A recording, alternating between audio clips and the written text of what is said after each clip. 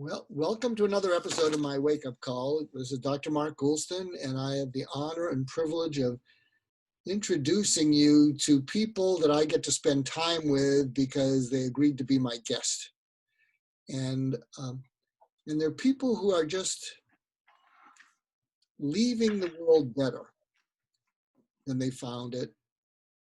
And they're called upon to do that. And many of them are unrelenting in that pursuit of it because they'll be humble and say, I don't know if I can leave it better than I found it because it's going to hell in a handbasket, but I'm going to die trying. And because that's what I'm about. And John Renesch is just another great example of it. Let me tell you about John, and then we'll get into it. He's had over decades of experience. John has published 14 books and hundreds of articles on organizational and social paradigm shifts and conscious leadership.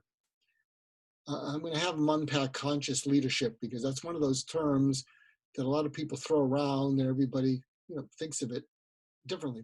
His advisory services firm celebrated its 50th anniversary in 2018.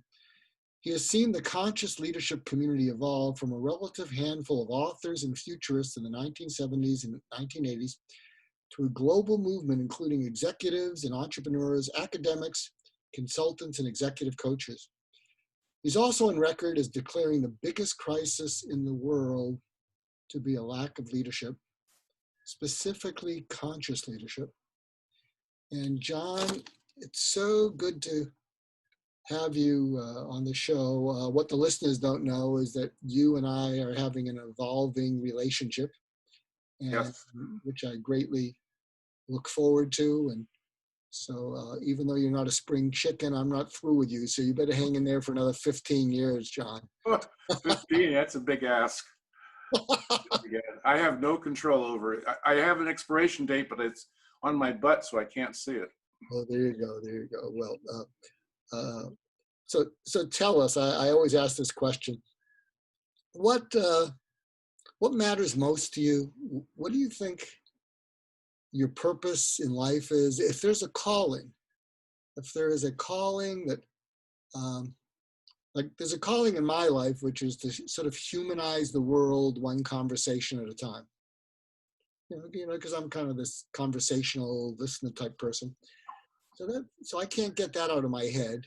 So what's in your head? What's the world beckoning you to do? And I'm sure it has a lot to do with leadership, but in your own words, tell us about that. Well, it's evolved over my life. I'd say right now, this moment in time talking to you, I would say my life's about connecting people. But last week I might have said something different. In terms of a calling, there's times when I feel very clear that I'm called to do something. And then a week or two or a month later, a year later, I might feel called to do something completely different. So part of it is staying in the now, staying in the present. So when those things move around, those molecules restructure, you're aware of it. But I think mostly it's connecting people. I remember years ago, I was driving up to my boat up in Northern California at Shasta Lake, and there were 4 of us in the car, 400-mile drive, and kill time things. And somebody decided each of us knew each other well enough to give one word to each person, and everybody agreed to that word. And they came to me, they said connector. And I was quite surprised because it didn't fit my personal assessment at all. I didn't see myself that way. But as I sat with it over the years since they said that, I realized that I was connecting people probably before I was 16, but at 16 I formed a hot rod club here in San Francisco, and we wanted it to be the biggest hot rod club in the city, and we got it there in about 6 months. So I did that, organized people and brought them together at age 16. My businesses had been about having public events where people come together in large public venues. In the real estate business, I put limited partnerships together where people came together and invested in a property. right now I've put together the Conscious Leadership Guild. So it is something that I seem to have in my DNA, is connecting people. But the purpose of connecting people, because it's just not, that's not my purpose. In the last half of my life anyway, has been largely about recognizing that the world could be, the people, the human race could be doing a hell of a lot better when it comes to how we relate to one another and how we relate to our home, planet Earth. And that kind of jarred me in I was about 40-ish, I guess, somewhere in there. I realized, well, that's not a bad thing to commit yourself to doing. Let's see if we can help the human race get a little better at doing that. Do you remember what, this podcast is called My Wake Up Call. So can you take us back to what jarred you? My late mentor, Warren Bennis, used this term, be a first-class noticer. When we notice things, without an agenda, we really commit to it. So what did you notice? What jarred you into moving in this direction? I remember it very clearly. I was in a workshop, weekend workshop. It was sponsored by the Breakthrough Foundation. About 70 of us in the room. And at some point, my mind wandered a bit from what was being presented. And that hit me, that insight. We're really not doing a very good job of getting along.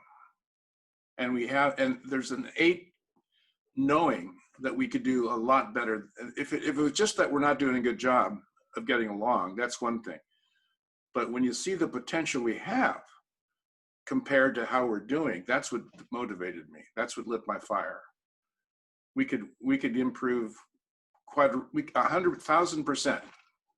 And maybe we could probably even do better than that. So what did you know? The gap was the thing that got me. So what was the not getting along that you noticed? What did you notice either in that particular event or just in the world in general?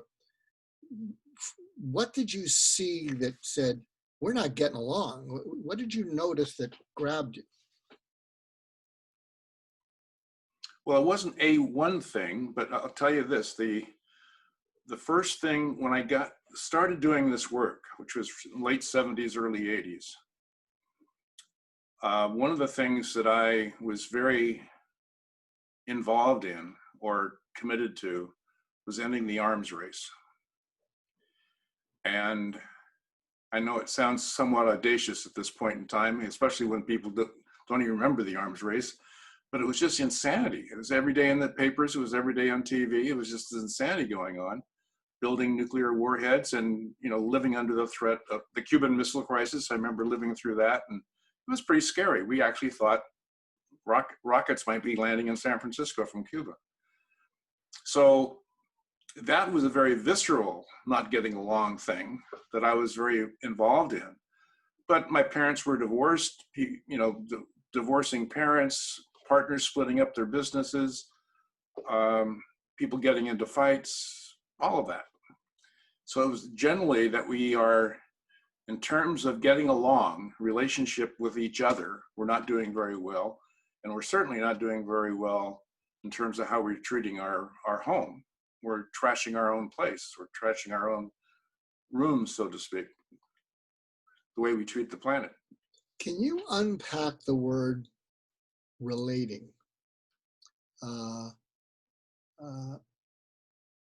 See where that takes you, because you certainly notice the discord between in the arms race, between divorcing parents, between the way we were still treat the planet. Can you run with the word? What does relating mean to you? Unpack it. What does it look like? What does it feel like? How do you know when you've achieved relating? Well, I've never been married, so I can't speak from experience of being a married couple, part of a married couple, but I have lots of friends. And I'd say relating to me is when both parties are feeling equally contributed to, that one party isn't exploiting the other party. or one party isn't making the other party wrong or abusing it in any way, shape, or form, like we are the planet, or like some people do with their lovers. I never heard the phrase, which I immediately like, feeling equally contributed to. That's a mouthful, but it's the kind of thing that I'm going to think about afterwards, and I think my listeners will talk about that, feeling equally contributed to.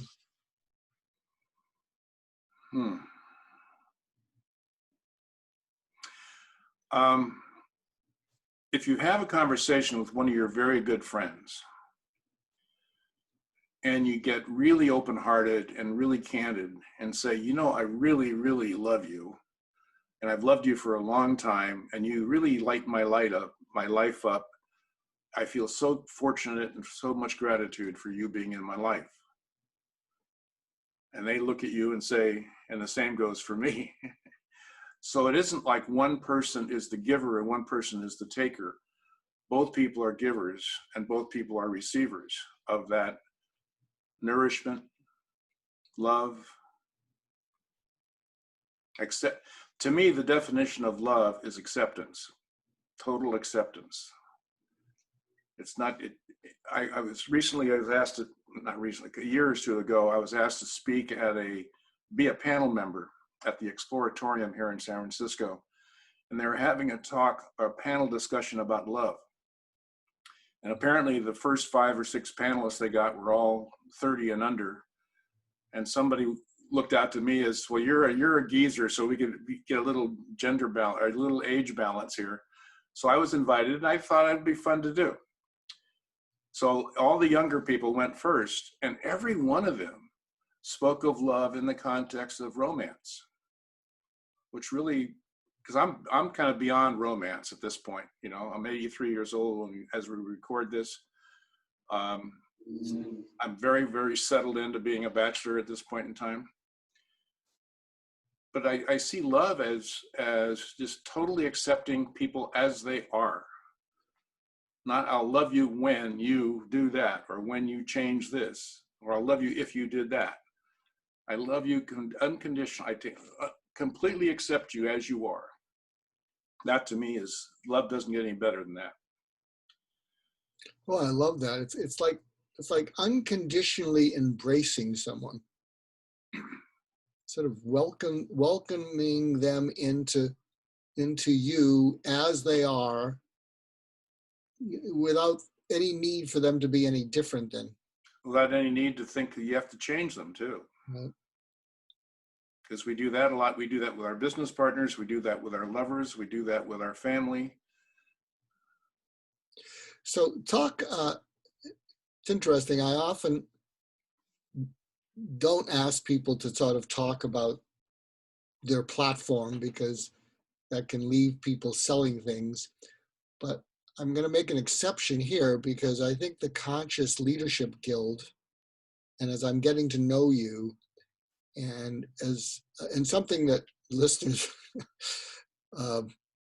will, I think, find humorous. So John and a mutual friend who introduced us, Bill Yao, we have these calls. And John is quietly, patiently receptive, while Bill and I often banter on. Not only that, pretty accurate description. Yeah, and the vibes that John gives off is a combination of benevolent tolerance and enjoyment. Mm-hmm. You know, and every now and then I'll listen to Bill and me through John's ears, and I'm not sure I'd be that tolerant of what I'd be hearing. So, you know, Mark, I don't feel tolerant at all. I'm not flexing my tolerance muscle. I'm not putting up with anything. Okay, so what is going on when you, because I think that's what you must bring to the Conscious Leadership Guild, that there is a presence that invites people to be just who they are. Mm-hmm. So say, I wouldn't have written that myself or said that myself, but that's probably a pretty good description of how I am in the guild events as well. It's more of a supporting the space than making a mark for me. And what you do know of me so far, that you know me, is when I write or when I speak, I'm very succinct. I'm not real wordy. So I just listen until I have something really important that I want to say, and then I say it succinctly. Whereas I know some people that just go on and on and on, repeat themselves 3 and 4 times. That might require some tolerance. But yeah, you and Bill in our conversations, you and Bill don't do that. You just talk more than I do. we don't repeat ourselves over and over again. I think we do. No, I don't. It's not my experience. Well, that's good. That's good. So, you know, there's a quote that I heard about tolerance, and maybe that's why you took issue with it. And so you might appreciate this. When it comes to a friend, being tolerated doesn't feel very good until you realize how difficult you are, and then it's a gift. Because if you can realize just how, like, it's interesting because, you know, I have been married, and I'm very blessed to have a wife that tolerates me. And there are times when I feel that tolerating me is a put down. But when I realize how discursive and tangential and disorganized and whatever I can be, tolerating that, you know, when she's trying to oversee our household, that's a real gift. She could really rip me a new one, and she doesn't. So, it's interesting. Yeah. So say I have made a point in my life many years ago. I'd say, with the exception of one person, a relative, I don't tolerate anybody. There's nobody in my life that I am tolerating, air quotes around that. Putting up with. Yeah, putting up with it.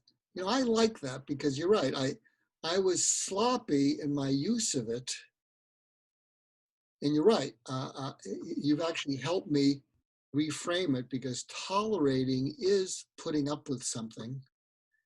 And I want to thank you for that insight.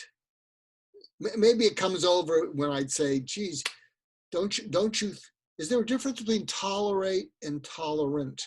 Because when I think of the Democrats and the Republicans, it would be good if they were more tolerant towards each other. Is there a distinction between those?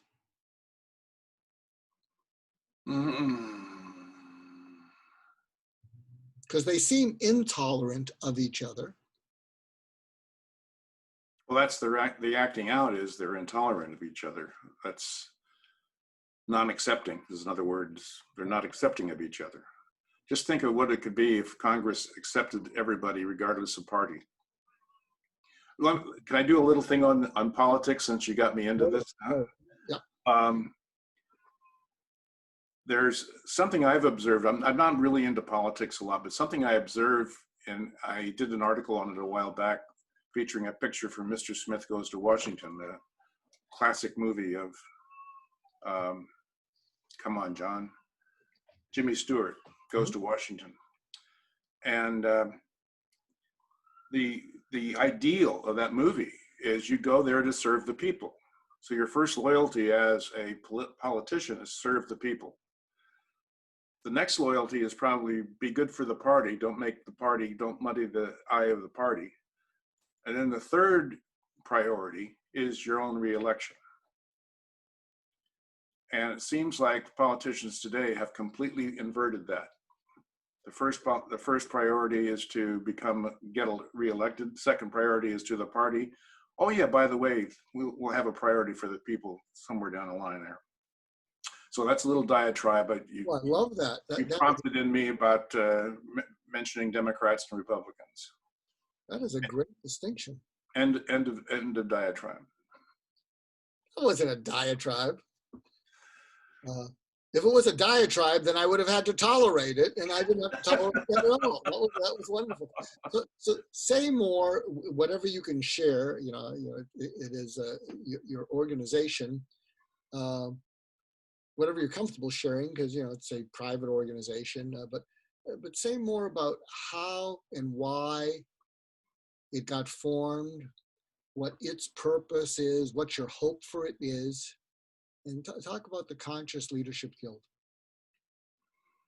Well, conscious leadership has been the field I've been in. Some people even claim I coined the term, which I will not claim, because I don't know it. All 7 billion people, somebody out of there might have coined the term along with me.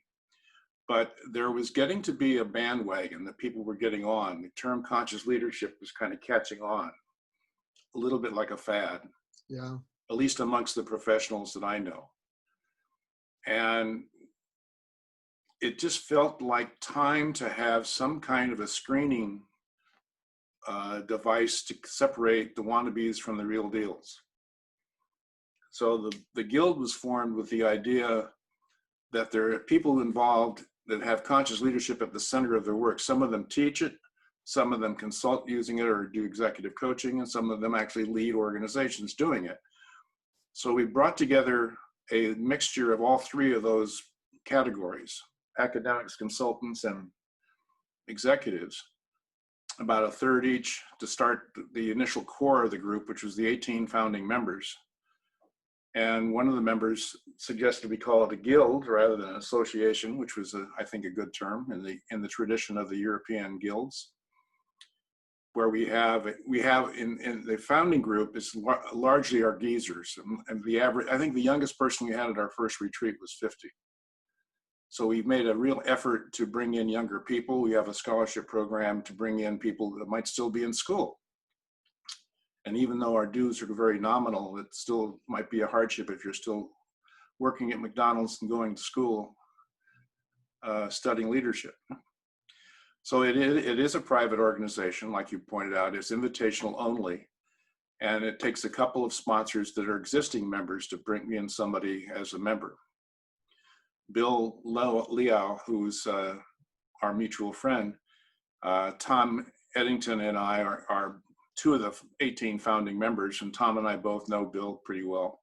In fact, Tom served on Bill's We Forest board for a while, still might be. So we thought he'd be a great fit, and he joined with excitement. We're not looking to get real big. Our purpose is, the original purpose that I wrote up in our guiding principles is that we exist to help our members grow in consciousness and grow in skill so they get more effective at what they do. And what they're doing is trying to make a better world. Therefore, it'll help make the better world quicker. That was the initial purpose. So say more about consciousness, and I guess you've used the word awareness and now, but can you drill down into that? Because you're right, the term has been around, and you could have been one of the first people to coin it, but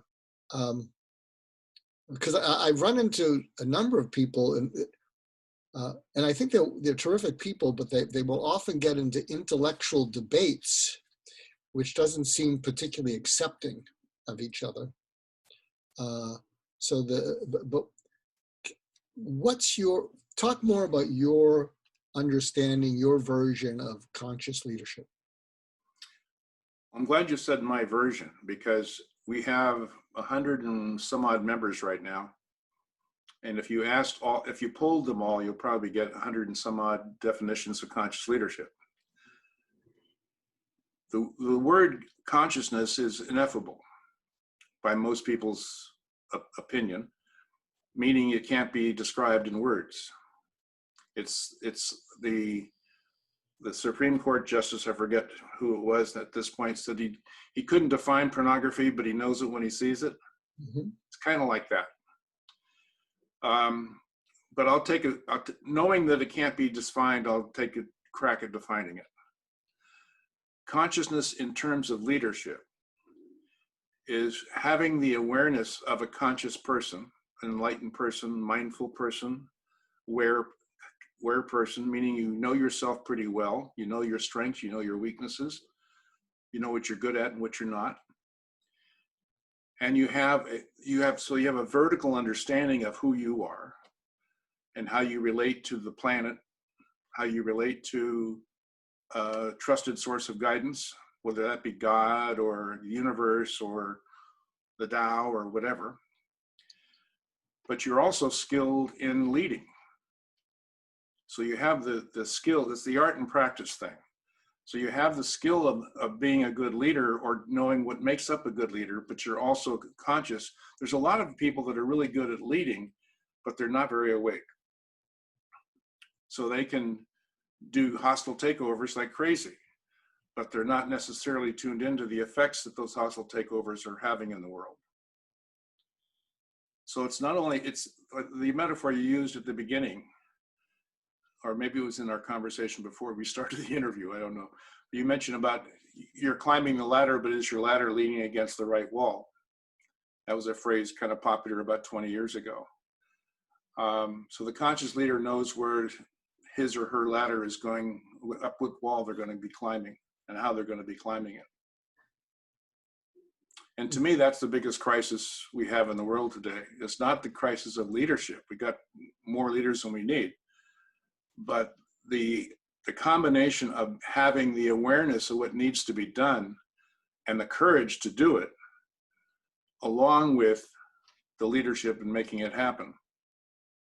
We have a lot of people that aren't in positions or titles of leadership, but have really good plans for how the world can be a lot better. I'm thinking right now of an economist from Oxford, Kate Raworth, who wrote a book called Donut Economics, has a complete economic system that would be much more sustainable than the one we're actually working right now. Different form of capital. It's not socialism at all. It's just a different form of capitalism that's sustainable. It doesn't separate the haves from the have-nots as widespread as the current system does. Can you tell us a little bit about that? Because capitalism, sustainable, the current form of capitalism doesn't seem that way. So can you educate us a little bit about what she says?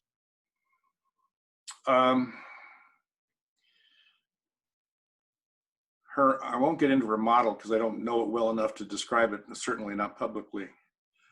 But I can show you the book. Hang on a second.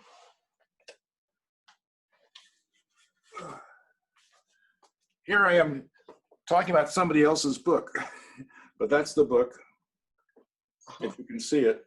Well, I can't see it because of the green screen, but that. Oh, the virtual background, sorry. But the title is what again? Donut Economics. D-O-N-U-T? As in donut, as in pastry. Okay, Doug. And the reason for that is the model is a circle and it's like a donut. But it basically puts a model of capitalism together with limits placed on what people are capable of and what the world needs. So it's the physical needs and limitations of the planet and the environment, along with being socially just for all the people. So it's not socialism, although a fundamentalist market economist might say it smells like communism to them, because everything smells like communism that isn't the existing capitalist system. But somebody just showed me that they are taking it up in Amsterdam as an economic recovery act for the pandemic they're having in the Netherlands, in Amsterdam. Anyway, I didn't want to get us too distracted in that, but I think most of us know, and in private conversations, even the people that are good at playing the game, the investment bankers and all of that, know that the system is rigged, and that the rich keep getting richer and the poor keep getting poorer, and that system is not sustainable. You end up with less than 1% of people having most of the wealth in the world, And eventually that's going to lead to revolution. People are going to come over the walls, So it's not only not sustainable in terms of revolution, but it's also not sustainable in terms of taking care of our world, taking care of our planet. Yeah, I think I shared with you maybe on a call with Bill that I had this crazy thought of a world in which nobody gets what they want until everybody gets what they need. I quoted you saying that at a group yesterday, and they thought I was my line. I had to correct them. I said, no, that's not my line. I was quoting my friend Mark. And then the key is to really giving people who truly and legitimately need something, taking care of their needs and feeling it as being personally gratifying and fulfilling and satisfying. It's interesting, years ago when I was practicing as a psychotherapist, I would drill down into some of the depressed and anxious people, and they would say, maybe I don't deserve to be happy because if I'm really honest, I'm self-absorbed, totally. I don't care about anything or anyone other than myself. And maybe I don't deserve to be happy. And so what I used to do is I would buy these boxes of healthy snacks, little healthy snacks. And I'd say, this week, every day, go out and give a healthy snack to a homeless person. Every day when you see a homeless person, have these snacks and also identify yourself and ask them their name. Homeless people have names. A lot of people don't realize that. And you say, hi, and don't startle them. They won't know what it's about. You can say, hi, my name is Mark. What's your name? And they may or may not answer. And then what you do is you could say, hey, I keep giving these things out. Hope it helps a little bit, because some people get into I don't want to give them money. They'll spend it on alcohol. They'll spend it on drugs. I said, but just carry them around and then report back next week. And almost all the people said they felt less depressed because there was something about that act of it wasn't random because I assigned it, act of kindness and just giving an anonymous person the blessing of calling them by name and giving them a snack. It was satisfying. It was fulfilling. So I would love to make that happen. I mean, just who do I know that needs something today that I can help ease? Yeah, in my world, we call that being of service. Huh. Who can I be? And being of service has a bad reputation for some reason. And once you are of service to people and you realize how good it makes you feel, it's like, why did I discover that this late in life? To be of service is such a hugely warms the cockles of the heart, so to speak. You know what it is? There's a number of terms that when they were first originated, it was the best thing since sliced bread. Conscious leadership, I've never heard that. That is amazing. But then what happens is it gets used more and more often. It's kind of like the word transformation. The half-life of the word transformation is over. I think the word culture, they're just some words that when they first came out, they were fresh. And then, and I think in service of, may be running into that because you're right. It's a lovely term to be in service of people, in service of the planet. What could be better than that? So maybe we need a fresh, maybe it's a need for novelty, but maybe we need something fresh so that so that we extend the half-life of what being in service of is. Maybe we should say a rose by any other name might actually get more traction. Possibly.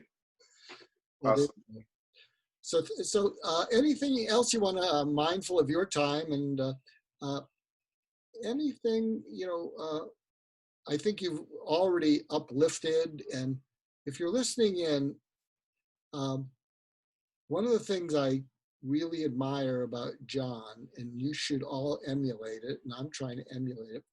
You're being treated to wisdom. Wisdom is knowing what's important. What's my definition? I'm sure there's at least 100 definitions in your guild of what wisdom is, but my definition is it's having a sense of what's truly important and what's unimportant, and trying to conduct yourself according to what you believe to be important to yourself, your community. And John he's an 83 poster child. That has a lot of contradictions in it.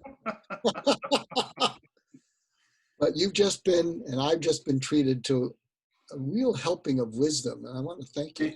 See the logo here for Future Shapers? I don't know if you can read it or not, but the tagline is making space for wisdom. Well, there you go. Making space. That's our tagline. Yeah. There is something, I used to get embarrassed if somebody's called me wise or emulating wisdom. And the older I get, the more comfortable I am with it, because I do feel a hell of a lot wiser at my age than I was when I was 25, even when I was 65, and even when I was 75. It just keeps, it's like good wine, keeps getting better. So here's a gimmick, but it's too gimmicky. And see, this is the difference between, I have a need to say gimmicky, cute things, whereas John can sit back and just be wise. I think we should start a campaign, and we have hats. I don't know what color they are. And the hat says MAWA, M-A-W-A, Making America Wise Again.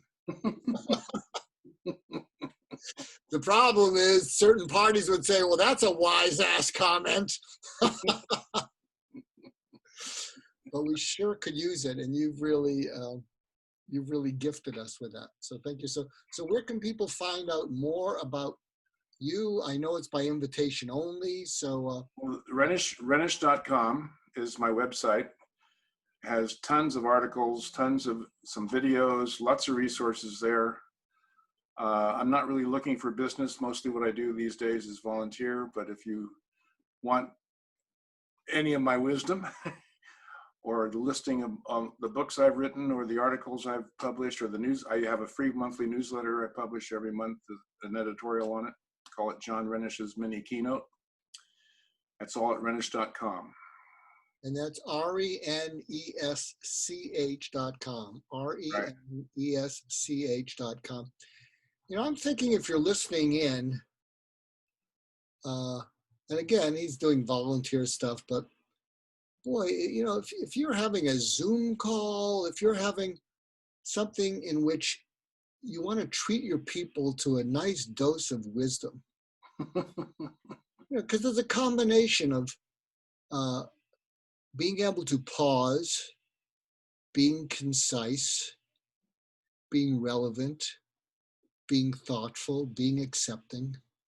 And the world needs more of people like you. So thank you. Thank you, Mark.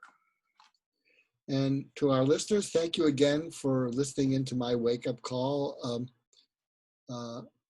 I think they're recently getting more and more inspiring, at least, and that's not to take away from some of the earlier people, but I hope you felt as the wiser because of this episode with John as I did.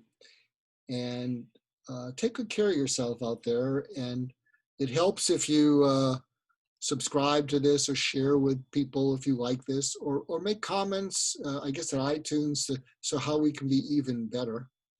And I want to thank you again, John, for being on. You were a real honor, pleasure, and delight. Thanks for having me, Mark. Appreciate it. My pleasure.